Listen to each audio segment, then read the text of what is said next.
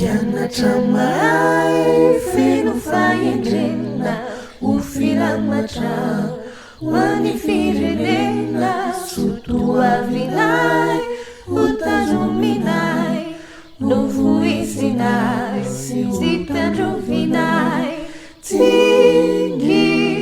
tia fivoarana fikambanana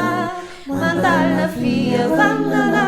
malagasy iray aty antany lavitra miara-miraina mba ho samy avotra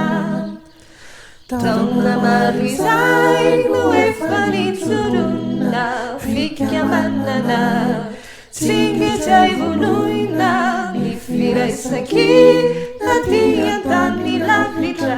ny fifanoana na ho lasa lavitra tsingy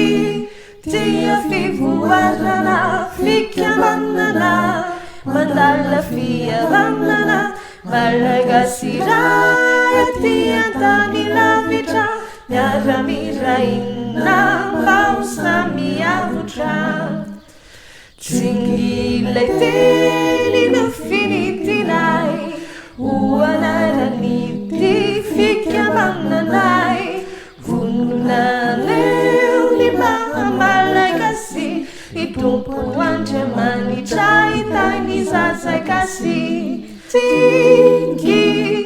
tia fivoarana fikambanana mandala fihavanana malagasy iray aty antany lavitra miara-miraina mba ho samy avotra